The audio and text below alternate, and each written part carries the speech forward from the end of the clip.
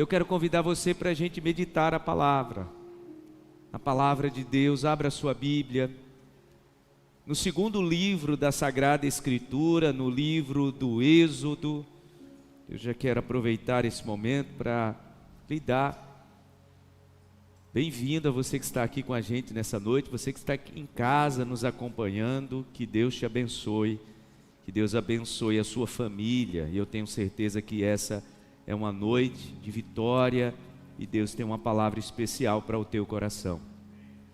Êxodo capítulo 14, vamos ler a palavra e meditar na palavra de Deus. Tenho certeza que Deus tem algo especial para o nosso coração.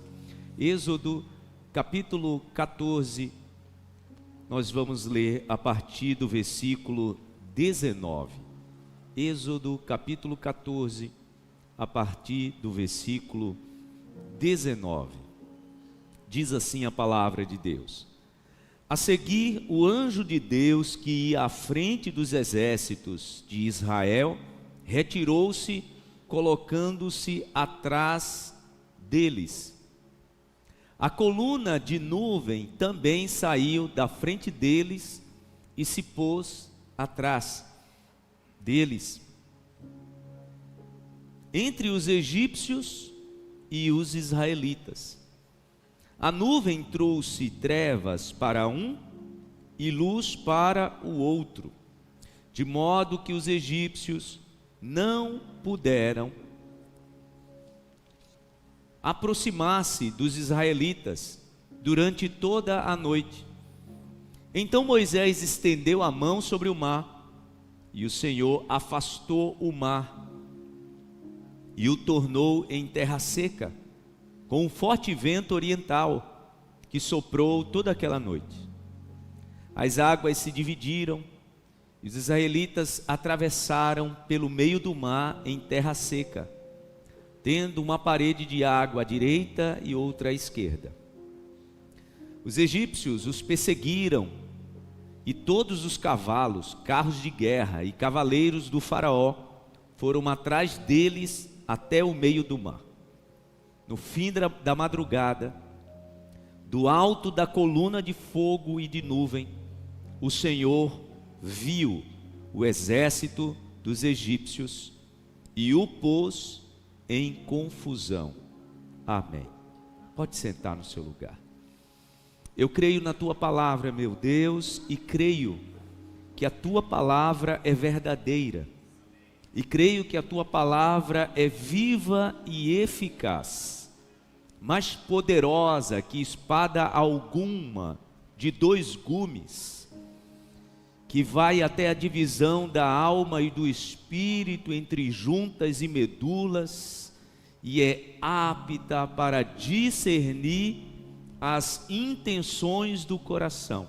É assim que a Sagrada Escritura nos diz, e eu confio nisso, e creio que nesta noite, mais uma vez, o Senhor preparou para o nosso coração uma palavra de resposta, uma palavra de cura, uma palavra de renovo.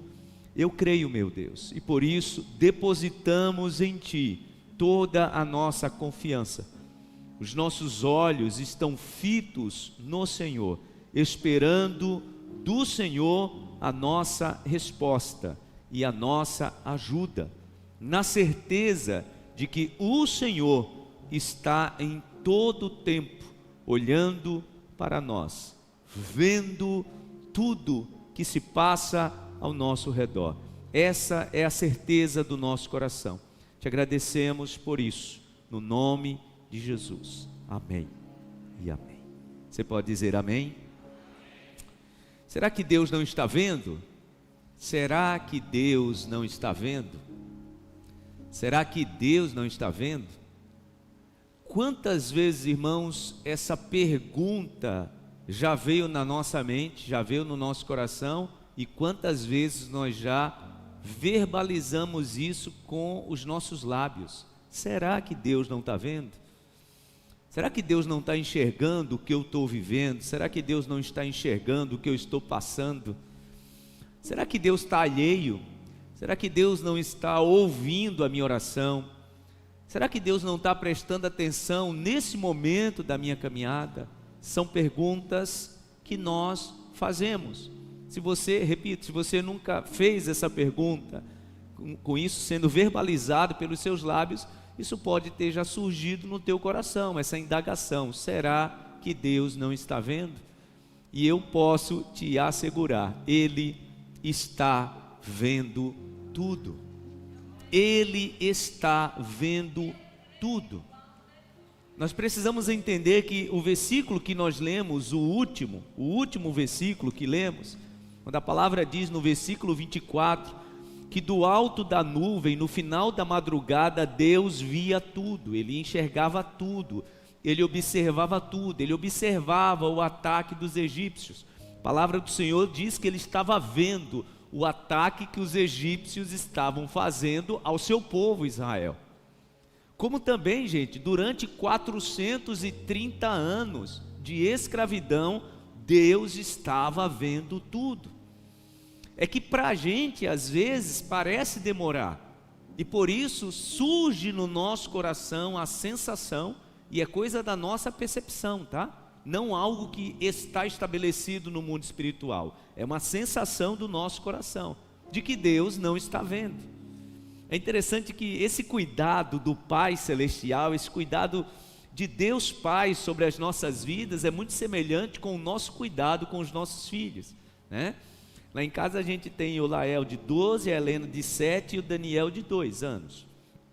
E aí, mesmo agora, o Lael já indo fazer 13 anos, né? Ele dorme no quarto dele, a Helena no quarto dela.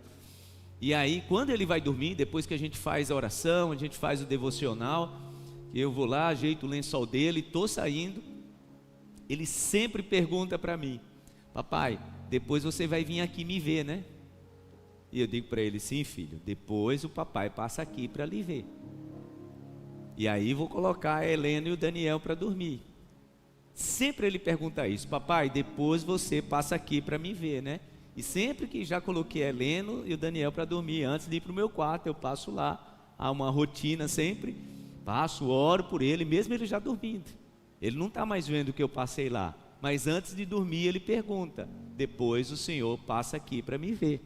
E eu respondo: sim, o papai vai passar aqui para lhe ver. Todo pai e essa mãe tem esse cuidado. Toda mãe e esse pai tem esse zelo de passar e olhar os seus filhos, desde que eles eram bebezinhos. Quando eles são bebezinhos, nós passamos sempre, né? Mesmo com babá eletrônica, a gente passa lá e olha. E tá com a babá, né? Quem tem, lá com o visorzinho mostrando direto, sempre de olho. Qualquer barulho que faça, a gente já levanta e vai lá olhar. Você imagina como é o olhar do Pai Celestial para você, filha? Para você, filho. Ele está vendo tudo. Durante 430 anos, esse povo que agora estava sob o olhar do Pai Celestial, e a palavra diz que no final daquela madrugada de perseguição, tá, gente?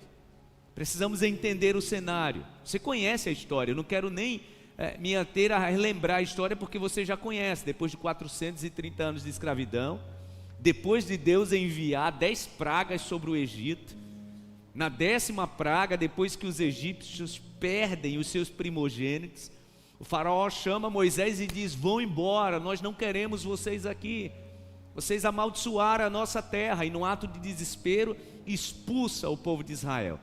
E naquela noite a palavra diz que sai o exército de Deus. Foi assim que Deus chamou o seu povo, né? O exército do Senhor saiu do Egito, só de homens, 600 mil homens, sem contar mulheres e crianças.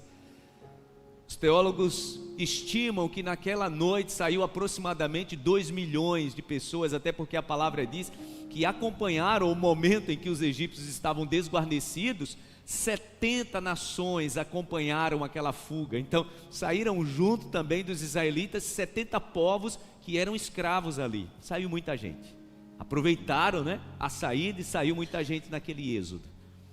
Só que quando o povo começou agora a ir para a terra prometida, o faraó que usava aquela mão de obra escrava, disse: espera aí, a gente cometeu um erro.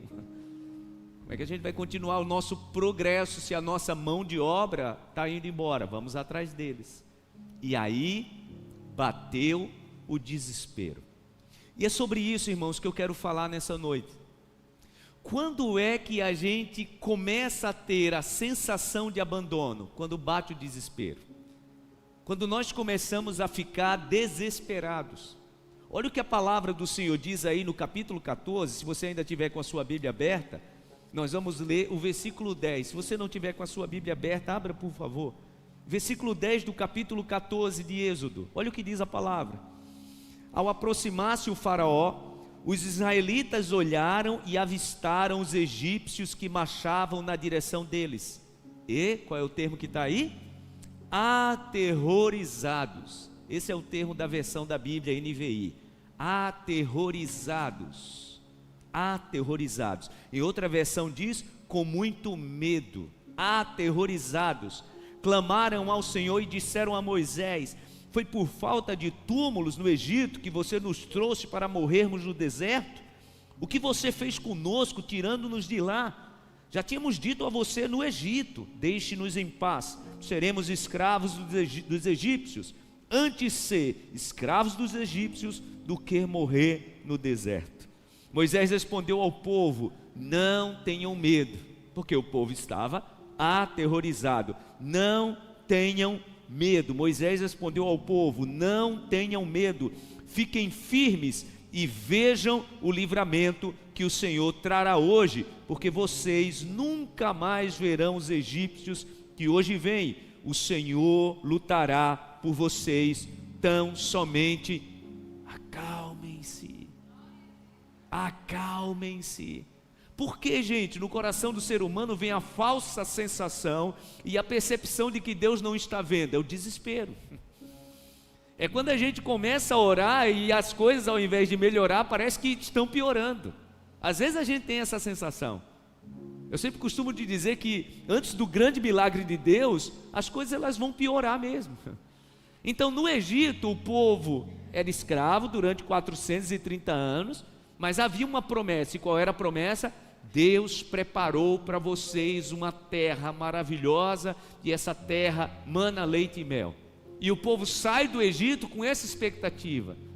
Só que quem estava aqui na série de mensagens sobre batalha espiritual, eu sempre expliquei isso desde a primeira mensagem. Se você não assistiu essa série, vá lá no nosso canal do YouTube e assista todas as 4 mensagens. Sempre digo que quando nós estamos avançando para um novo território de conquista e de progresso e de bênção de Deus na nossa vida, o nosso inimigo sempre vai contra-atacar.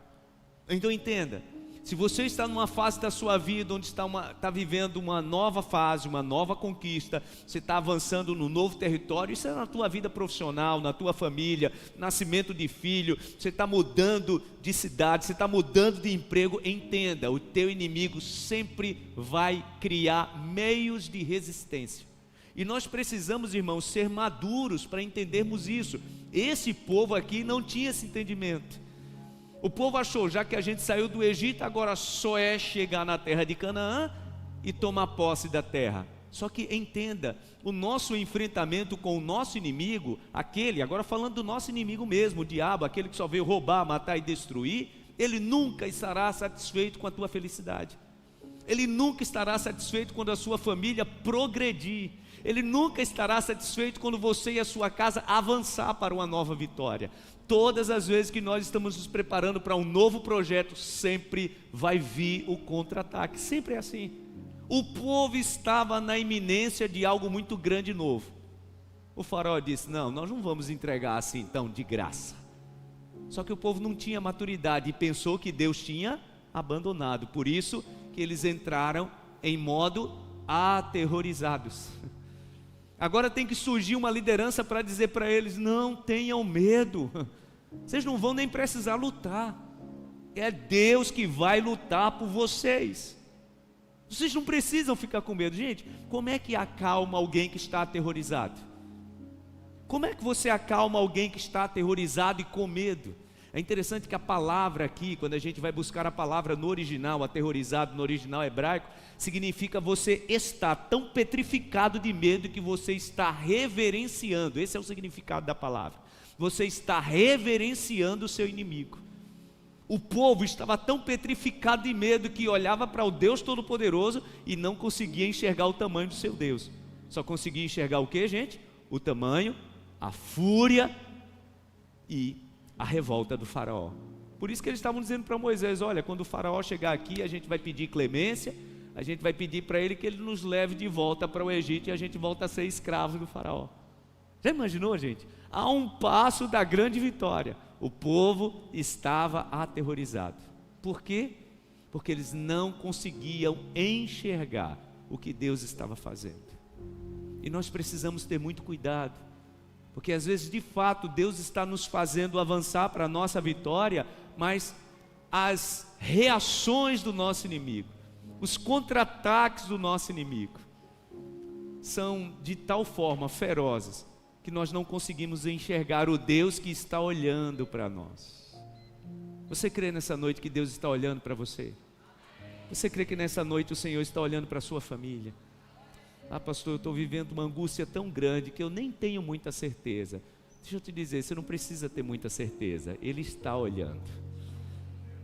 Você nem precisa ter tanta convicção, Ele está olhando, porque esse povo aqui também, olhe para mim, esse povo aqui também nessa situação de terror não tinha nem muita certeza, nem muita convicção, mas Deus estava olhando.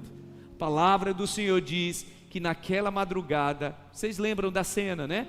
A palavra diz que o Senhor disse para Moisés, quando Moisés foi orar: Senhor, e agora? O que é que a gente faz? O que é que Deus disse para Moisés? Moisés, por que você está orando? Agora não é hora de orar, agora é hora de você andar, só marche. Agora não é hora de você dobrar o joelho, agora não é hora de você clamar, agora você só precisa avançar. E Moisés então disse para o povo: vocês não precisam ter medo, vamos andar. E quando o povo começou a marchar, Moisés levantou seu cajado, a palavra diz que Deus abriu o mar, e atrás o exército do faraó, gente, que vinha numa velocidade, num ritmo muito maior do que o povo, né, que tinha ali idosos, crianças. O faraó começou a se aproximar, mas a palavra diz que do alto Deus estava vendo tudo. E eu preciso te dizer, Deus está vendo o desprezo que estão te dando. Deus está vendo que você está vivendo uma fase onde pessoas estão te desprezando. O faraó, gente, ele vinha no alto da sua arrogância: nós vamos retomar todos os nossos escravos. E Deus olhando para ele e meio que pensando assim, né? Não aprendeu com as 10 pragas, né? Agora vou ter que agir para eliminá-lo. É tanto que o Senhor diz a Moisés: diga ao povo que esses egípcios que eles estão vendo agora, nunca mais eles verão, nunca mais eles voltarão a ver. Por que Deus estava dizendo isso, gente? Porque o povo já estava colocando no plano a cogitação de voltar a ser escravo. E o Senhor então está sendo pontual, dizendo ao povo: diga ao povo, Moisés, que esses egípcios que eles estão vendo agora, nunca mais eles verão a face deles, nunca mais. Então Moisés dá o recado para o povo e o povo começa a avançar. E do alto, Deus vendo tudo, porque Deus não está alheio. Diga para a pessoa do seu lado: Deus não está alheio, Ele está te vendo. Ele está te vendo. Irmãos, pessoas que nós criamos expectativas que podem olhar para a gente, podem até não estar nos olhando, mas Deus está olhando. Você já se frustrou de você criar uma expectativa e dizer: não, eu acho que aquela pessoa que me prometeu, aquela pessoa que diz para mim que ia me ajudar, eu acho que ela está percebendo. E o tempo vai passando, é igual José na prisão, né? Lembra de José? Quando o copeiro diz para ele: rapaz, obrigado, você interpretou meu sonho, estou voltando agora para o palácio. Qual é o pedido de José para ele? Quando você chegar lá, lembre de mim, tá? Interceda por mim, diga que eu estou aqui de forma injusta. E o que é que o homem disse para Moisés, ou para José? Não se preocupe, quando eu chegar lá eu vou lembrar de você. Só que ele esqueceu. E às vezes, de fato, quando o olhar das pessoas que nós criamos expectativa se desviam da nossa situação, da nossa causa, isso em nós gera frustração. Mas eu preciso te dizer nessa noite Ele está vendo tudo. Deus está vendo tudo. Pode aplaudir ao Senhor por isso. Assim como o Senhor continuou olhando para José, tá? Eu estou misturando as histórias para você entender que pessoas podem até nos esquecer. E o olhar de pessoas que nós criamos expectativas pode até se afastar de nós, porque normalmente é assim, né? Pessoas quando precisam da gente, estão pertinho, olha, estou aqui, viu? Mas quando essas pessoas, né, acabam sendo favorecidas, elas vão cuidar de suas vidas. Eu lembro, gente, quando eu saí do hospital, que fui para casa, a gente tinha que organizar ali as visitas, né? E a gente tinha que até restringir um pouco, porque eu estava numa situação muito delicada e era complicado receber visitas. E era muita gente querendo me visitar. E a gente ali restringindo, o risco de infecção era muito grande, mas isso foi a primeira semana, a segunda semana. Depois de uns 15 dias, 20 dias, as pessoas foram cuidar de suas vidas. Como eu costumo dizer, sabe quem ficou cuidando de mim? A minha família. Às vezes, irmãos, pessoas que disseram assim para você: olha, não se preocupe, quando você precisar eu estou sempre presente. Possa ser que essa pessoa também tenha uma urgência na sua vida e vá cuidar da sua urgência. Isso pode ter te entristecido, mas eu preciso te dizer, Deus, Ele está te vendo. O povo de Israel estava aterrorizado e preocupado porque achava que só tinha um jeito agora: voltar para o Egito e se render de novo ao faraó. Só que Deus tinha outro plano. E por que Deus tinha outro plano, gente? Porque os olhos do Senhor estavam sobre o seu povo. A palavra diz que naquela madrugada de perseguição, o Senhor estava olhando o seu povo. Naquele cenário que parecia de desvantagem. Por que às vezes, gente, a gente fica com medo? Porque parece que a gente às vezes está enfrentando um inimigo que é maior que a gente, né? E a gente fica amedrontado. Quem sabe essa situação emocional que você está enfrentando, você está se sentindo emparedado. Ah, pastor, eu sei que eu estou tendo acompanhamento médico, pessoas da minha família estão me ajudando, mas parece que tem um emparedamento. Deixa eu te dizer, Deus está te vendo. Deus está te vendo. E eu posso dizer isso de forma segura. Até naquelas sensações de solidão à noite, tá, gente? Eu sei o que é isso. Eu sei o que é você acordar no meio da noite, de madrugada, olhar para o lado, ver todo mundo dormindo. Eu vivi muito isso no hospital. Parece que as paredes elas estão reduzindo, estão te comprimindo. Eu sei o que é isso. E eu sei também o que é ser acolhido pelo Senhor. O que é ser cuidado pelo Espírito Santo quando você olha ao redor e o silêncio parece te sufocar e o Senhor está com você. Você já deve ter me ouvido contar essa história várias vezes, porque às vezes Deus usa até pessoas para acalentar e acalmar um pouquinho a sensação e a pressão que a solidão traz. Eu lembro sempre daquela enfermeira que quando passava pelo meu leito, me via acordado, todo enfaixado, parecendo uma múmia, não podia nem me virar, só podia ficar olhando para o teto, e eu ficava assim, eu ficava imóvel, esperando o sono voltar. E Deus usava aquele instrumento. Eu não lembro o nome dela. Eu sempre digo, quando eu chegar no céu, eu quero que o Senhor me lembre o nome dela, porque como aquela mulher me abençoou. Ela passava, o Novo Testamento cinza estava assim, do lado da minha cama, e ela perguntava: Zoá, você quer que eu leia para você algum texto da Bíblia? Eu disse: quero sim. Aí ela abriu o Novo Testamento, aquele dos Gideões, cinzinha, que tem os Evangelhos, Salmo e Provérbios. Aí eu sempre dizia para ela: leia o Salmo para mim. Esses dias alguém me perguntou: pastor, que leitura eu faço nesses momentos assim de pressão? Eu disse: olha, não tem erro, leia o Salmo. Leia o Salmo. Se você tiver com o teu coração angustiado, meu irmão, leia o Salmo. E ela então abria ali o Salmo do lado da minha cama e ela lia. Salmo 121, Salmo 91, Salmo 23. Ainda lembro dela lendo o Salmo 121, que é o salmo que eu vou ler já já para você, tá? Que diz que aquele que nos protege, ele não dorme. Naquela madrugada Deus estava vendo o seu povo, ele não estava dormindo. Eleva os meus olhos para os montes. De onde me virá o socorro? O meu socorro vem do Senhor que fez os céus e a terra. Ele não deixará vacilar o teu pé. Aquele que te guarda não dormirá. Eis que não dormitará o guarda de Israel. O Senhor é quem te guarda. Ele é a tua sombra à tua direita. De dia o sol não te molestará, nem a lua de noite. O Senhor te guardará de todo o mal. Ele guardará a tua entrada e a tua saída, desde agora e para sempre. Ah, irmãos, quando você recebe uma palavra dessa no momento de solidão, no teu espírito, por mais que os teus pensamentos, por mais que as sensações da tua alma comecem a tentar te emparedar, dizendo: Deus não está vendo, o Espírito Santo traz no teu coração a certeza: Ele está olhando e vendo tudo.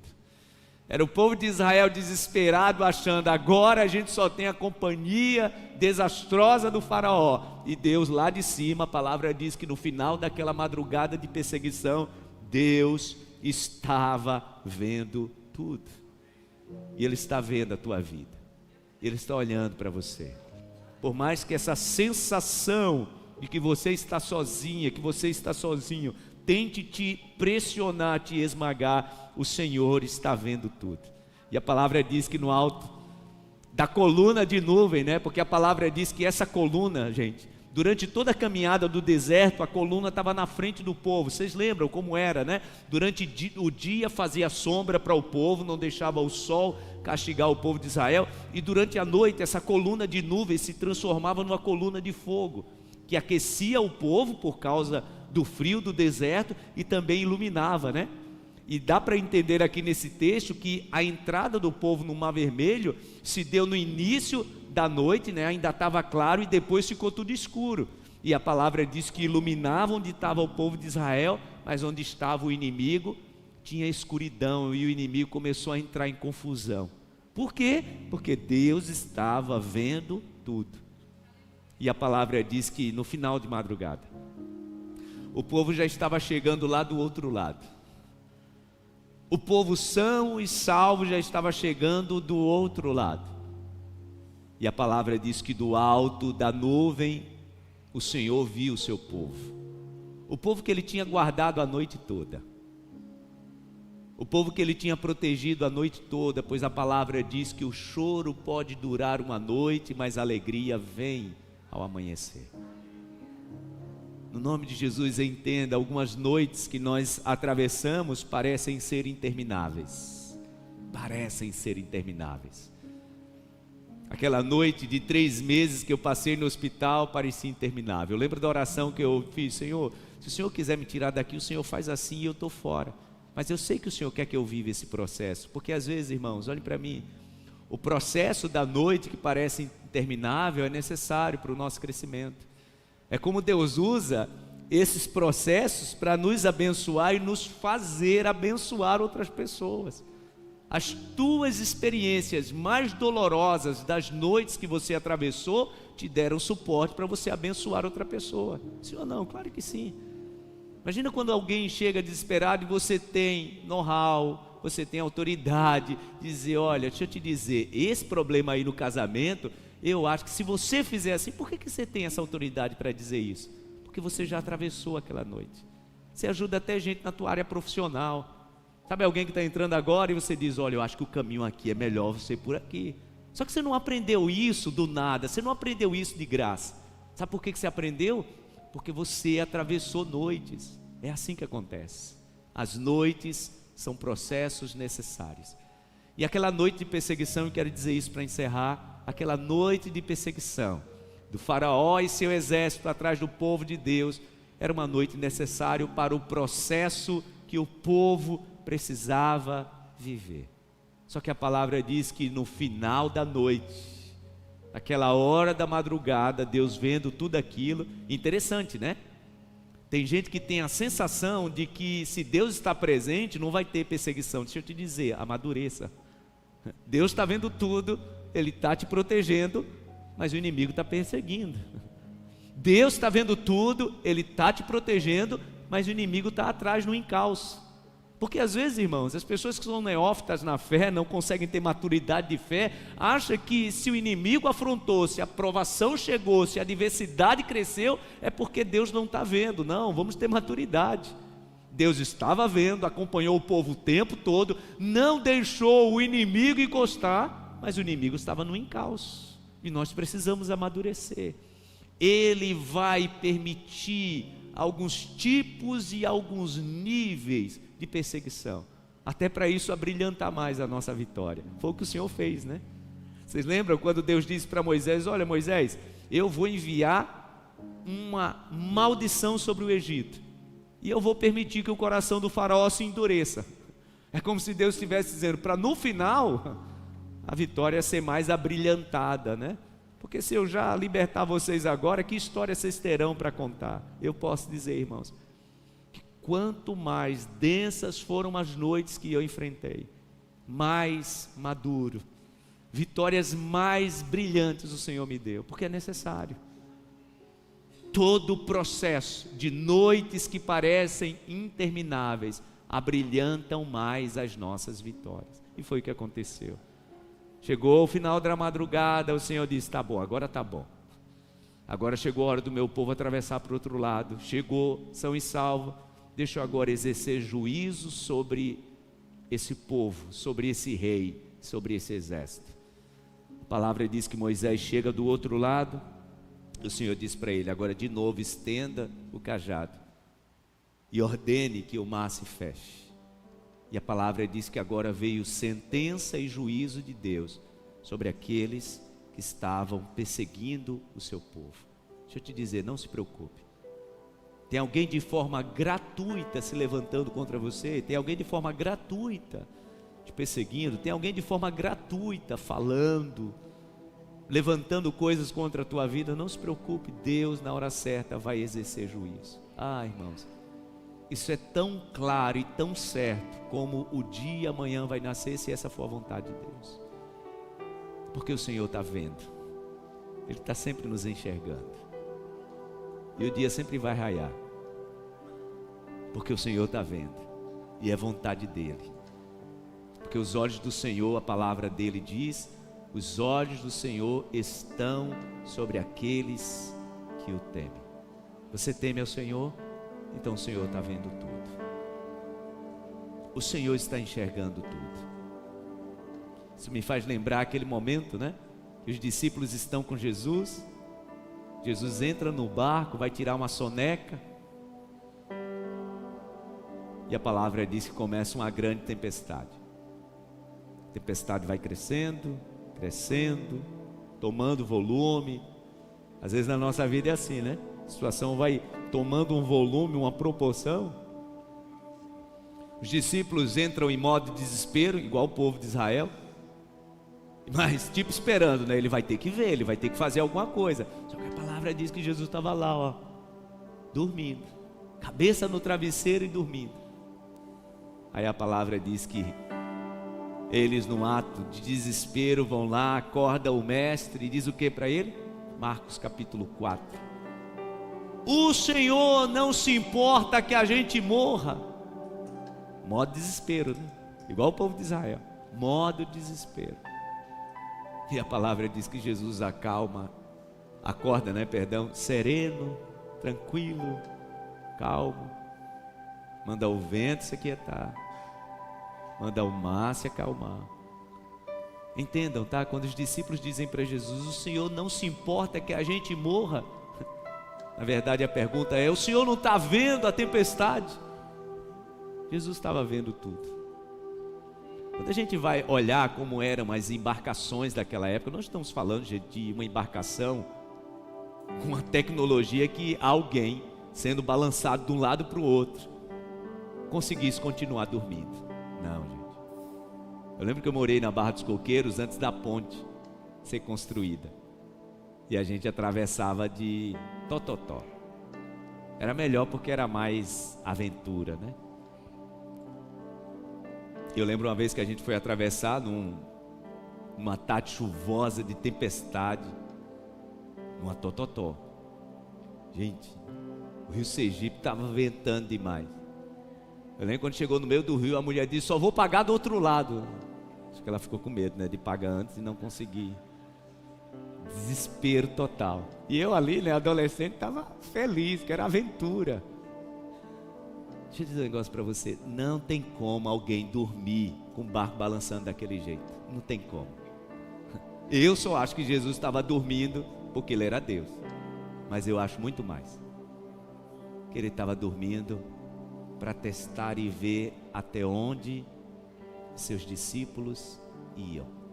Deixa ver até onde eles vão. Deixa ver até que nível de desespero eles vão. Mas ele está vendo. Eu gosto de acreditar que Jesus estava lá com a cabeça assim no travesseiro, sabe? Um olho fechado e outro aberto, só olhando, porque ele está sempre vendo.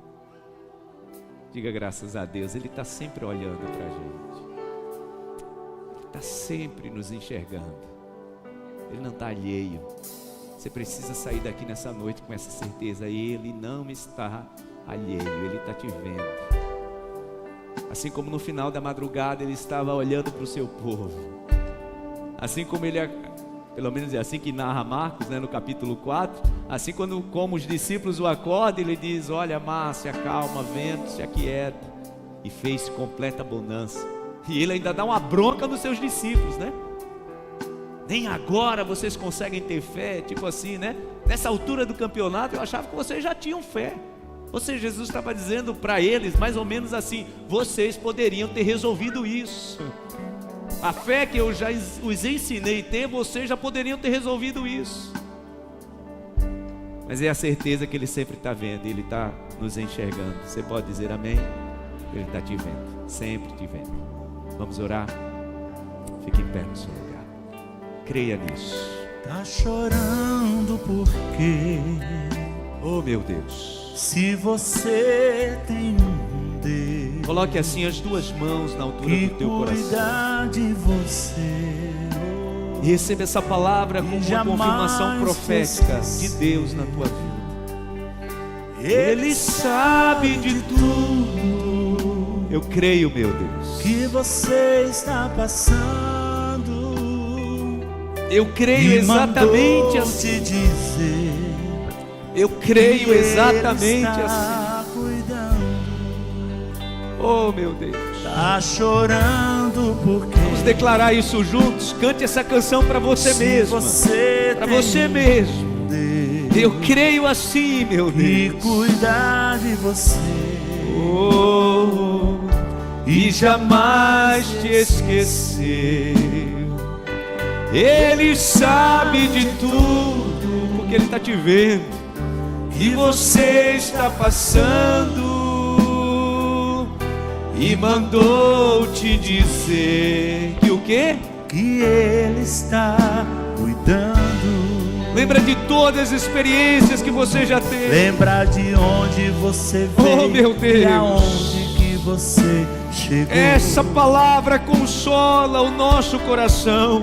Lembra de todos. Essa palavra traz ânimo na nossa alma. Essa palavra arruma e rearruma os nossos pensamentos. Pensamentos que estão embaralhados, pensamentos, meu Deus, que estão confusos. Porque é assim, meu Deus, que a tempestade gera em nós uma confusão mental, uma instabilidade nas nossas emoções. Mas nós queremos declarar que confiamos sim, confiamos sim, que o Senhor está vendo tudo. Oh, declare isso, levante a sua voz e declare isso. Mas declare isso como a tua boca sendo profética nesta noite para você mesma. Receba o consolo do Espírito Santo. Receba a resposta de Deus no seu coração. No nome de Jesus.